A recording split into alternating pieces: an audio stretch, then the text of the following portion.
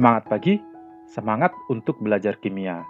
Setelah menyelesaikan pokok bahasan mengenai larutan elektrolit dan non-elektrolit, kita akan masuk ke pokok bahasan baru yaitu reaksi redoks, yang diawali dengan materi aturan bilangan oksidasi yang disingkat dengan BILOX.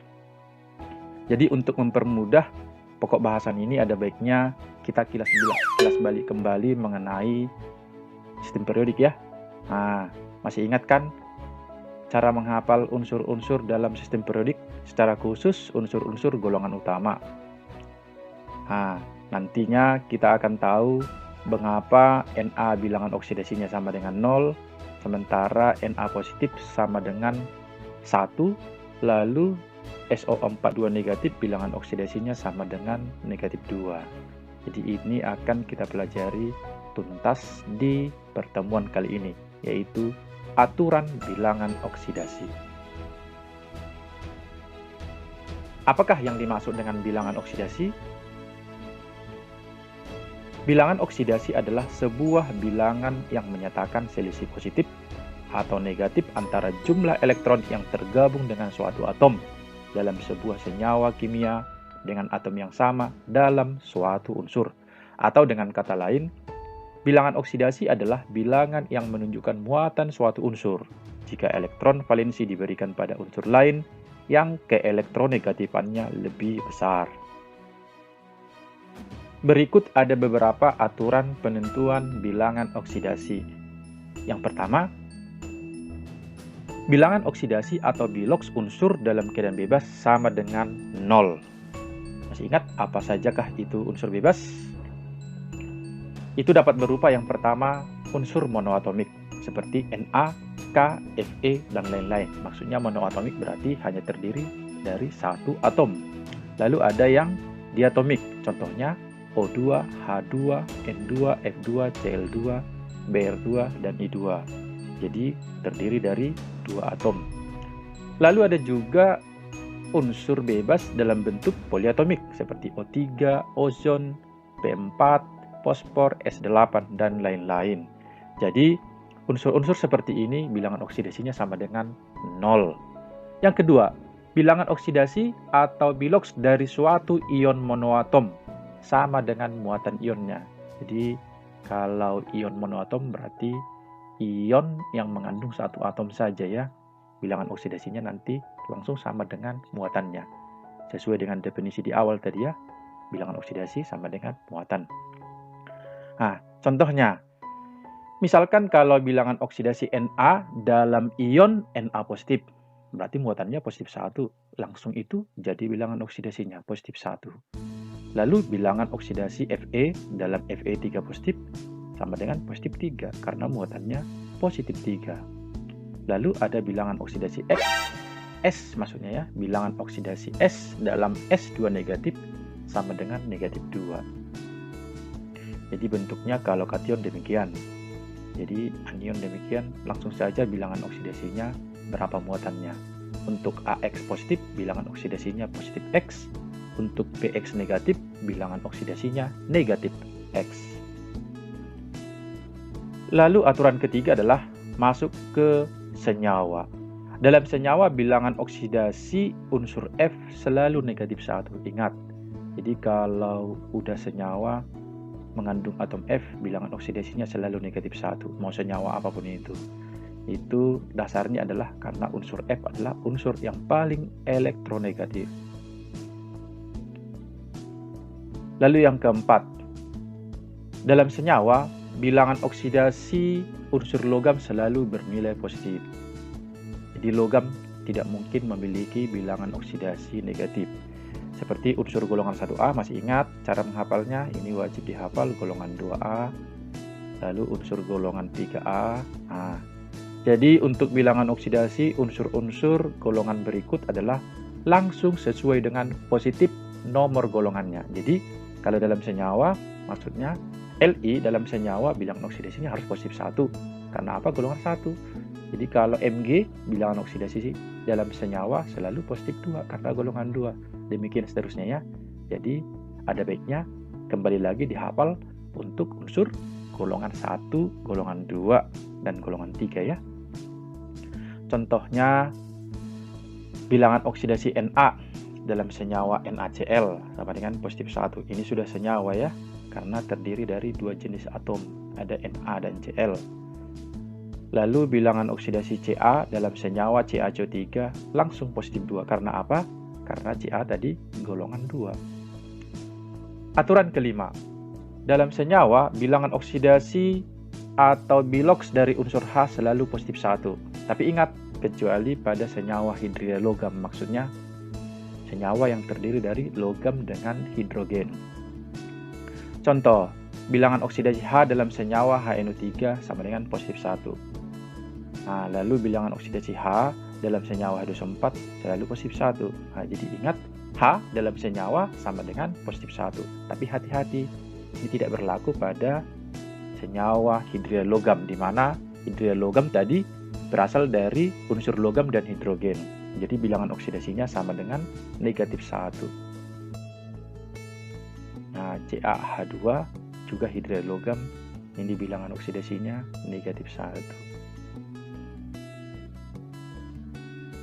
Lalu berikut, dalam senyawa bilangan oksidasi unsur O negatif 2. Juga ada pengecualian pada peroksida, nanti biloksnya negatif 1, superoksida negatif 1/2. Nah, contoh bilangan oksidasi O pada H2O negatif 2. Bilangan oksidasi O pada H2SO4 negatif 2. Tapi kalau O pada H2O2 ini negatif 1. Nah, sementara O pada KO2 ini negatif 1/2. Karena H2O2 inilah contoh senyawa peroksida. Sementara KO2 ini termasuk senyawa superoksida. Jadi hati-hati saja ya. Nah, ini memang jarang senyawa peroksida dan senyawa superoksida. Tapi apabila dimunculkan, ingat, bilangan oksidasi O pada senyawa yang dua jenis ini bukan lagi negatif 2.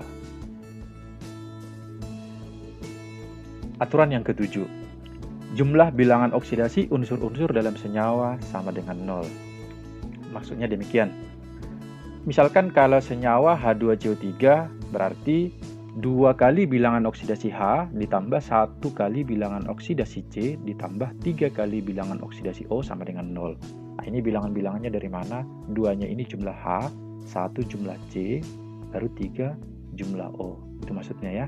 Jadi kalau dijumlahkan semua bilangan oksidasinya harus sama dengan 0. Kemudian, kalau misalkan ada senyawa Al2SO4 3 kali. Jadi berlaku 2 kali bilangan oksidasi Al tambah 3 kali bilangan oksidasi S tambah 12 kali bilangan oksidasi O sama dengan 12. 2 Al ini berasal dari ini ya. Nah, ini namanya indeks. Lalu 3 S ini. Nah, karena ini dalam kurung berarti 3 ini milik S dan O. Jadi S-nya ada 3, sementara O-nya ada 12. Ini hasil kali ya ke dalam. Jadi 12 bilangan oksidasi O. Yang ke-8. Jumlah bilangan oksidasi unsur-unsur dalam ion poliatomik. Kalau di aturan kedua tadi ion monoatomik, sekarang ion poliatomik. Berarti ion yang mengandung lebih dari satu atom. Jadi bilangan oksidasinya kalau dijumlahkan itu sama dengan muatannya. Contoh, misalkan aja ion SO4 2 negatif berlaku, berarti 1 bilangan oksidasi S tambah 4 bilangan oksidasi O sama dengan negatif 2. Satunya ini dari sini ya, S-nya ada 1, 4-nya ada O ada 4, itu maksudnya negatif 2 itu muatan. Jadi kalau dijumlahkan bilangan oksidasi unsur-unsur dalam ion poliatomik sama dengan muatannya ini tadi ya, muatannya negatif 2. Atau boleh juga pada ion NH4 positif berlaku 1 kali bilangan oksidasi N tambah 4 kali bilangan oksidasi H sama dengan positif 1. Ingat ya, kalau ion poliatomik jumlah bilangan oksidasi atom dalam ionnya itu sama dengan muatan. Jadi nggak ada masalah. Oke, kita masuk ke contoh. Nah, berarti ini tentang penggunaan aturan-aturan biloks yang dipaparkan sebelumnya.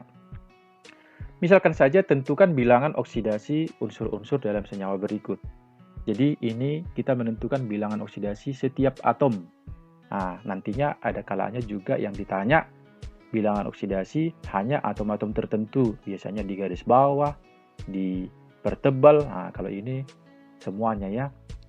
Jadi untuk yang pertama bagian A, jadi Na2CO3 berarti kita menggunakan aturan jumlah bilangan oksidasi atom dalam senyawa itu sama dengan 0.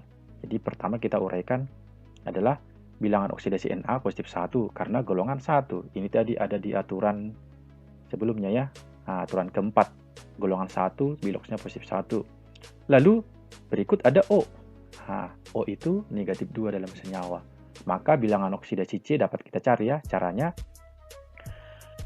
pada senyawa Na2CO3 berlaku 2 kali bilangan oksidasi Na tambah 1 kali bilangan oksidasi C tambah 3 kali bilangan oksidasi O sama dengan 0. Nah, jadi kita masukkan saja bilangan oksidasi Na 1, CO negatif 2. Maka nanti dihasilkan 2 tambah bilox C dikurang 6 sama dengan 0. Maka bilangan oksidasi C sama dengan 4. Maka kalau kita uraikan tadi atom-atomnya, Na bilangan oksidasinya 1, si O-nya negatif 2, si C-nya sama dengan 4. Berarti sudah lengkap ya masing-masing atom. Lalu yang berikut contoh kedua, KNO3. Kita mulai dari K. K itu masih golongan 1, berarti bilangan oksidasinya positif 1. Sementara O juga masih negatif 2. Ada di aturan bilox.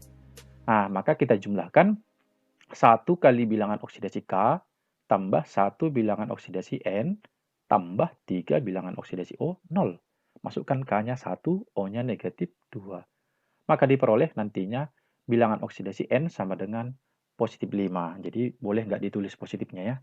Nah, jadi kalau nggak ditulis tandanya berarti bilangannya positif.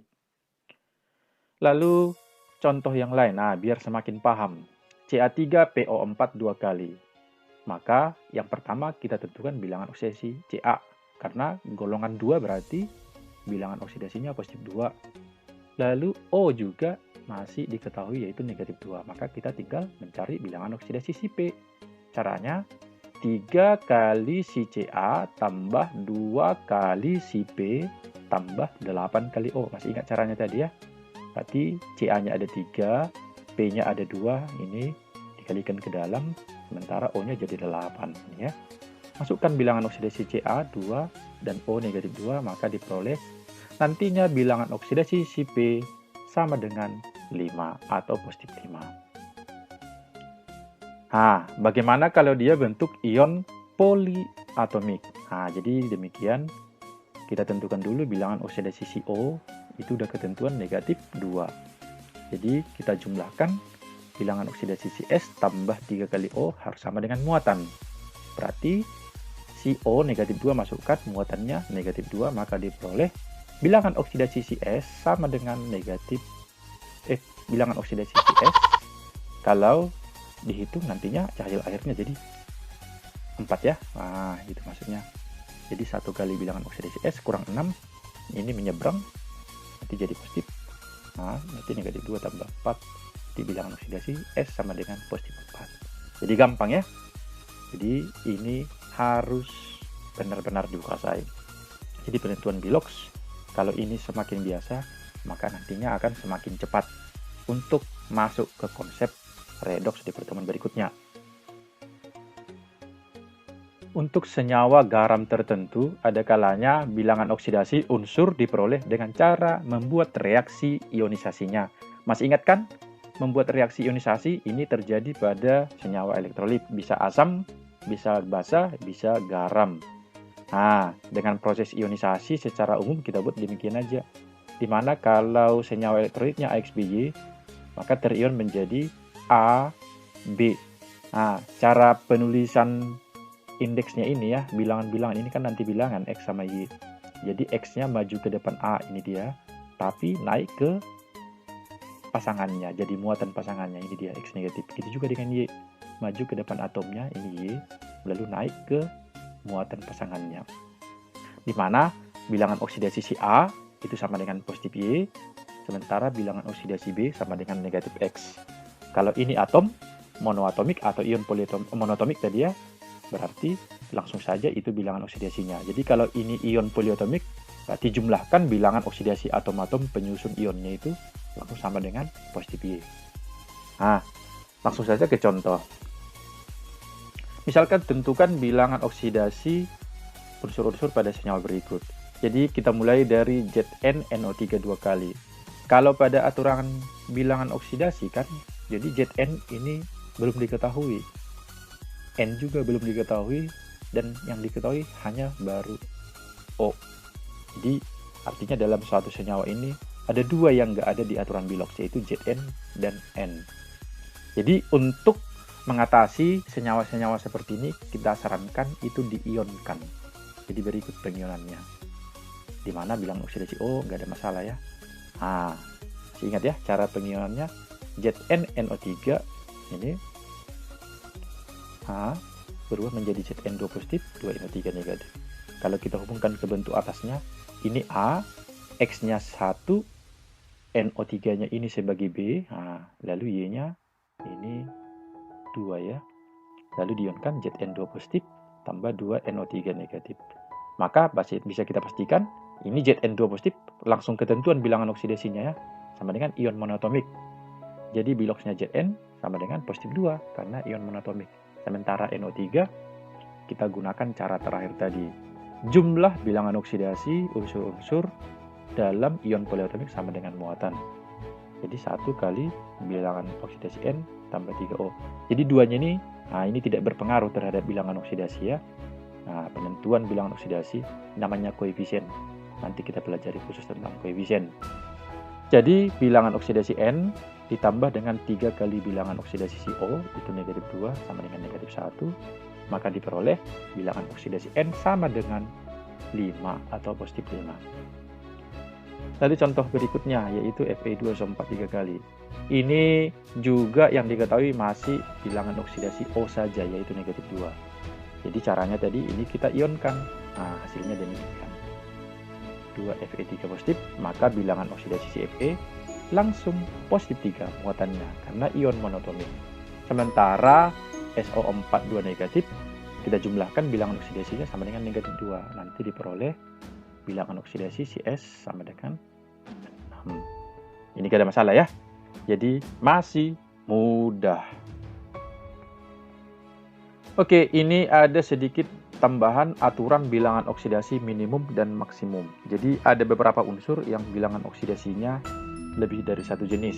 Jadi ini ada aturan minimum dan maksimumnya. Setiap unsur memiliki bilangan oksidasi minimum dan maksimum. Nah, di mana unsur logam bilangan oksidasinya minimum 0. Itu tadi, nggak boleh negatif ya. Itu pun kalau bilangan oksidasi logamnya 0 ketika dia tidak dalam senyawa, atau dengan kata lain sebagai unsur bebas. Lalu bilangan oksidasi maksimum dari suatu logam itu sama dengan nomor golongan. Nah, contoh, unsur Na golongan 1 minimumnya 0, maksimumnya ya positif 1 karena golongan 1. Minimal 0, maksimal nomor golongannya. Lalu berikutnya adalah unsur non-logam. Bilangan oksidasi minimum sama dengan nomor golongan dikurang 8. Sementara bilangan oksidasi maksimum itu sama dengan nomor golongan. Contoh, unsur Cl golongan 7A.